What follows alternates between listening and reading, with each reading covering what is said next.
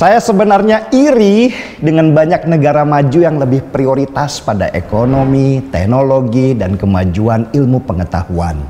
Mereka fokus pada bagaimana berpikir ke depan dan menjadikan agama sebagai ruang pribadi manusia, bukan sebagai arena debat publik yang tidak berujung arahnya. Kita harus belajar dari Singapura, salah satu negara tetangga kita yang sudah sangat maju ekonominya. Singapura tahun 1984 memasukkan pelajaran agama di kurikulum sekolah. Siswa sekolah diberi kebebasan memilih salah satu pelajaran agama yang mereka suka, yaitu Islam, Kristen, dan Buddha. Sebagai catatan ya, mayoritas warga Singapura penganut agama Buddha sebanyak 31%. Kemudian ada Tao, baru Islam, dan Kristen. 5 tahun kemudian, pemerintah Singapura mencabut kebijakan itu. Pelajaran agama tidak boleh lagi diajarkan di sekolah negeri, kecuali di sekolah agama.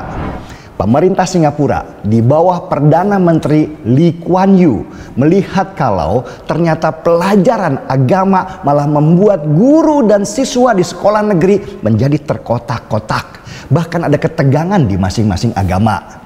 Malah ada satu kejadian di Singapura yang membuat negeri itu sempat tegang karena ada seorang guru yang mengajari siswa kepada agama tertentu. Singapura kemudian menetapkan negaranya sebagai negara sekuler yang memisahkan antara agama dengan kebijakan negara. Itu bukan berarti Singapura melarang penduduknya beragama, tetapi agama dalam bentuk apapun seperti diskusi dan penerapan ibadahnya haruslah cuma ada di ruang pribadi, bukannya ruang publik. Keputusan itu dilakukan Singapura supaya negaranya yang terdiri dari berbagai etnis dan agama itu tidak terpecah belah dan lebih sibuk berbicara dan berdiskusi tentang ekonomi dan teknologi daripada sibuk berdebat tentang agama. Berhasilkah Singapura? Sangat berhasil. Singapura menurut World Atlas tahun 2019 adalah negara paling kaya dinilai dari pendapatan domestik brutonya di Asia Tenggara. Padahal Singapura adalah negara yang tidak punya tambang dan luas negaranya juga hanya sedikit lebih luas dari Jakarta. Penduduk Singapura pun hanya kurang dari 6 juta orang. Hampir separuh dari penduduk Jakarta yang punya 10 juta orang penduduk. Dan kita juga jarang mendengar di Singapura ada konflik masalah SARA. Kalaupun ada, itu biasanya terjadi di kalangan imigran yang kerja di sana. Singapura berhasil menjaga negaranya dari permasalahan yang basic dan sia-sia dan lebih mengutamakan hal yang menguntungkan mereka. Itulah kenapa Singapura menjadi negara tujuan investasi dunia internasional. Di Singapura, di negara yang sering dijuluki negara kafir oleh para kadrun di Indonesia, korupsinya sangat sedikit karena akan ditindak tegas oleh aparat. Singapura juga melarang agama dalam politik ataupun politisasi agama. Pemerintah Singapura sangat keras dalam hal ini. Bahkan pemerintah Singapura mengeluarkan ISA atau Internal Security Act, sebuah undang-undang keras yang akan menangkap siapa saja yang punya potensi menjadikan rusuh negeri mereka. Coba bandingkan, beda banget dengan Indonesia. Dengan jumlah luas negara yang berlipat-lipat luasnya dari Singapura dan jumlah penduduk yang puluhan kali lipatnya dari Singapura, ekonomi kita kalah dari mereka. Kita ini lebih sibuk dengan agama daripada kemajuan ekonomi, apalagi ilmu pengetahuan. Kita tertinggal jauh dengan mereka karena lebih sibuk berdebat tentang agama, lebih sibuk membahas penistaan agama, lebih sibuk dengan pelajaran agama yang bukannya membuat kita maju ke depan, malah tertinggal mundur ke belakang. Saya juga punya pengalaman bingung ketika anak saya baru saja masuk ke Universitas Negeri Khusus Seni dan dia dipaksa teman-temannya untuk masuk aktivitas keagamaan. Saya sampai mengancam dia, kamu mau jadi sutradara atau mau maju di ustadz, pilih sekarang juga. Saya nggak paham, apa sih korelasinya aktivitas keagamaan di sebuah universitas kesenian, apalagi kalau itu ada di universitas yang fokus pada teknologi dan keuangan. Akhirnya kampus-kampus kita lebih banyak mengeluarkan ustadz-ustadz agama daripada ahli-ahli di teknologi dan ilmu pengetahuan. Sedangkan negara-negara di sekitar kita yang sering dituding kafir-kafir itu lebih banyak mengeluarkan ahli-ahli teknologi daripada penceramah agama. Tapi mau bagaimana lagi? Singapura bisa begitu tegas dalam mengeluarkan perintah untuk mengeluarkan pelajaran agama dari kurikulum sekolah karena mereka menganut sistem pemerintahan yang otoriter.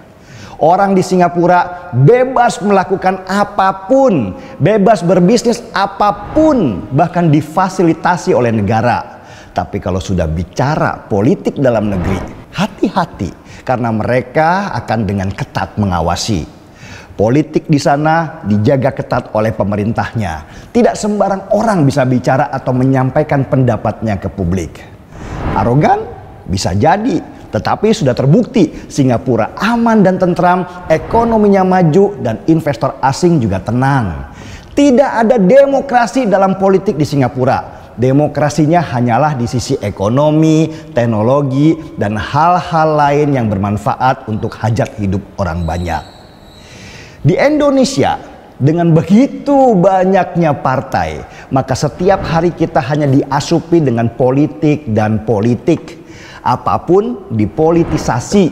Acara debat politik lebih laku daripada kompetisi teknologi.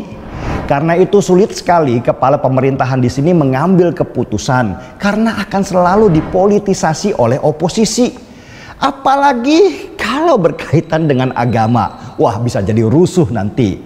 Jangan pernah coba-coba menyentuh wilayah itu, apalagi berpikir untuk mencabutnya dari kurikulum sekolah. Bisa demo berjilid-jilid nantinya. Pada akhirnya, kita di sini semua terjebak dalam situasi yang kita ciptakan sendiri.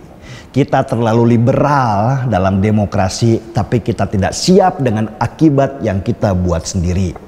Masalah kita hari demi hari mengurus tentang penistaan agama. Sekte pemujaan individu dengan bungkus agama bermunculan di mana-mana. Orang-orang banyak yang semakin bodoh dimainkan oleh teknologi yang semakin pintar. Agama bukan lagi menjadi ruang pribadi manusia dengan Tuhannya, tapi sudah dimainkan untuk mencari uang sebagai jualan supaya bisa membeli kenikmatan dunia. Penceramah agama juga sudah semakin menurun kualitasnya, sibuk mencaci maki pemerintah, bukannya bicara tentang kesejukan hati. Penipuan atas nama agama terjadi di mana-mana, pemerkosaan santri terjadi di mana-mana. Kaum agamawan tidak pernah berhasil menelurkan ilmuwan-ilmuwan canggih karena lebih sibuk mengharamkan sesama. Inilah buah dari benih-benih yang ditanam ketika masalah agama lebih mendapat tempat di sekolah-sekolah daripada pelajaran sains.